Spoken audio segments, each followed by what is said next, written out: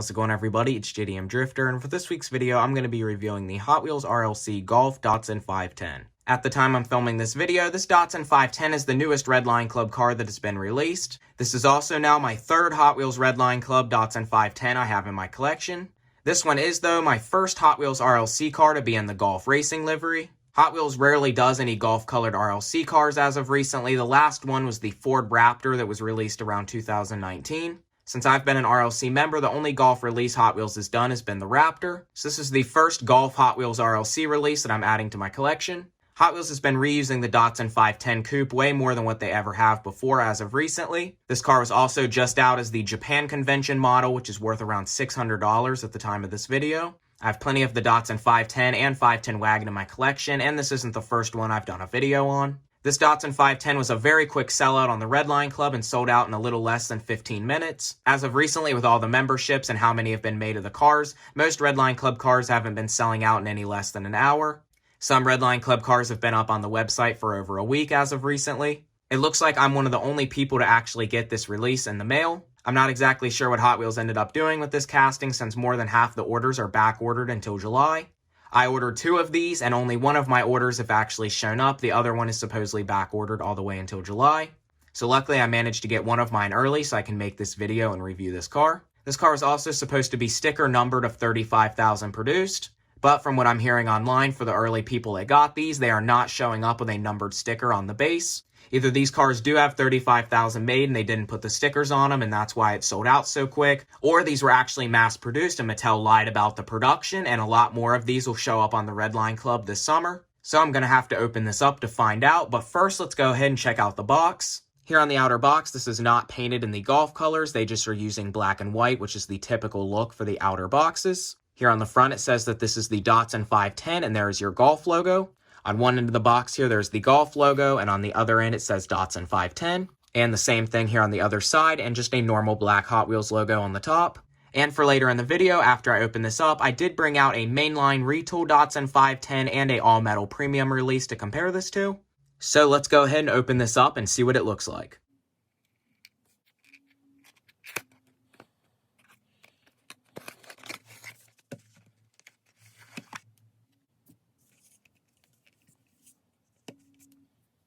Okay, so here's the Golf 510 now out of the box. I really like how this outer case cover looks in this light blue and orange golf colors. And first here, before we take a look at this outer box, let's go and see if this is numbered. And no, this car does not have any sticker number of 35,000 made, so I am not totally sure what they did with this. They either lied about production and faked the sellout, or this car is numbered and they're no longer using stickers, or at least for this release. So that is pretty disappointing since I do like my cars to be numbered, but with how many are being made of Redline Club cars anymore, and a lot aren't even coming numbered in general, I don't think this is really that big of a deal, but it is pretty messed up that Hot Wheels maybe did lie about production here.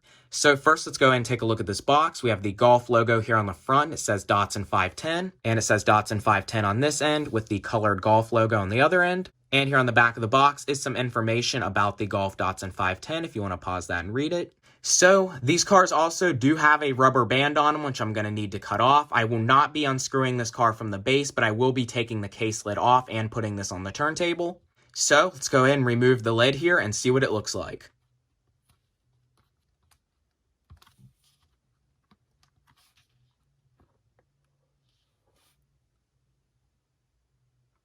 And here it is with the case lid off. The golf racing livery here seems to look pretty good. Hot Wheels doesn't usually do too good when they have to paint multiple different colors on the car. Like in this case, we have a white roof, orange trim, and the light blue paint with lots of details.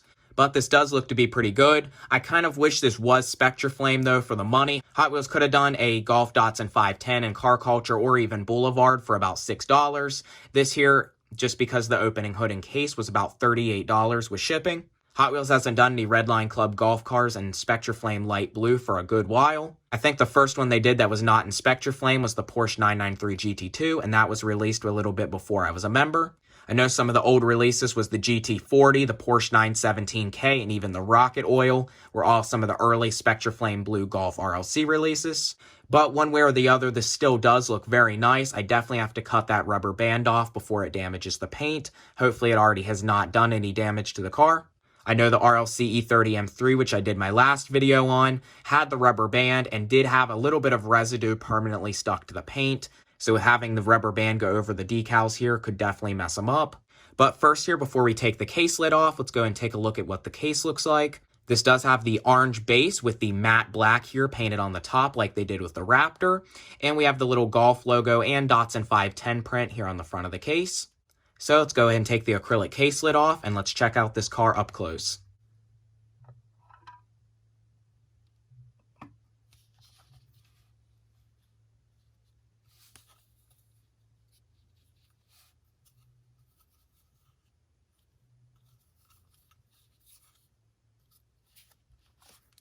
Okay, so here is the Golf RLC Datsun 510 now out of the case.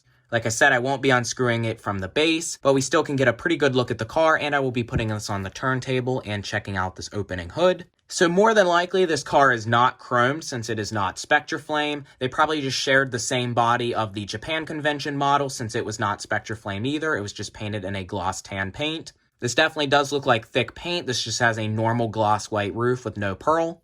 And just the normal printed on Golf decals. We have the orange and white stripes with the Golf logo on the top and the sides. There's also what appears to probably be a decal here that goes around the fenders. More than likely that's not painted since the edge is very good. This has the silver trim around the windows and the black roof pillar here on the side. This also surprisingly has a painted orange roll cage. When I usually do my customs with the 510s, if they have a caged interior, I usually paint them. So it's pretty cool to see Hot Wheels actually did this in orange. And the rest of the interior is just black plastic with tinted windows. This car is fully detailed. It has Golf 510 on the license plate. We have taillight detail, the Datsun badging, chrome bumpers, one exhaust tip on the left side. We also do have a detailed front, which is painted matte black with the orange and white headlights with the silver trim around the headlights. The front bumper lip is painted blue to match the body with a matte black metal base. And since this is the RLC casting, this does have a opening hood with a detailed engine. And even though this car has the cool feature of the opening hood, there still is a massive hood gap in between the windshield and the hood here. This hood does open pretty easy and does stay up, but this is about as far as it'll go.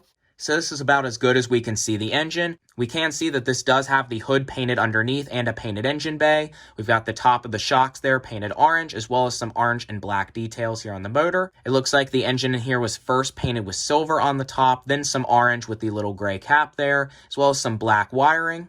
It also looks like the radiator here in the front is also painted black with still some of the blue in between. They did mask that off in between the grille here. And I even realized here the top of the grille does have a little bit of silver trim. So it's pretty disappointing there at the hood that it doesn't open farther to really see the engine and that hood gap is pretty massive. Finally, Hot Wheels is starting to paint the wheels on their RLC cars more. Just like on the E30 M3, it actually did have a metallic silver painted wheel. This Datsun 510 has the 8-spoke Watanabe style wheel painted in metallic silver. And this has the medium thick black rubber tire. It does look like they did coat the wheels a little bit better with the silver this time, unlike what they did with the E30 M3. I think these Watanabes fit this car very well. It's definitely a classic Japanese track car look, and I really like that they did paint the wheels silver. It makes it look a lot less cheap.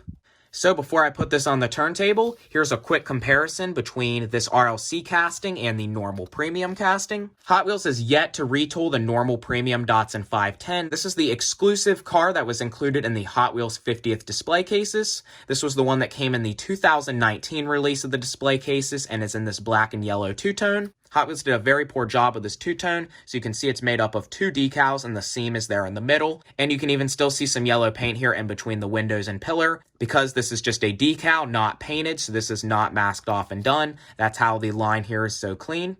And this is based off the original Hot Wheels Datsun 510 casting where the grille came up from the base. This just has a Zamac raw metal base with some gray Watanabes. And since this isn't the RLC release, the bumpers or anything aren't chromes, they're just done in this light gray paint. But the rear end is detailed, even though the front end is separate here. They did slightly do a little bit of detailing to the headlights and badging. On the RLC release, the front end is a part of the body since it has an opening hood. The chassis would interfere with the opening hood feature on the normal casting.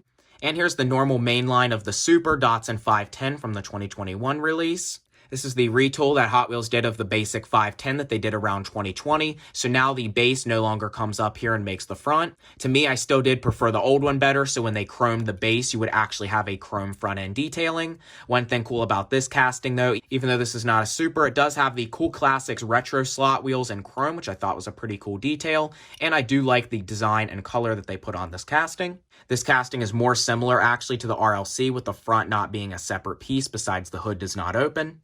So now I'm going to go ahead and put this on the turntable, and I think that's going to be about it for this video.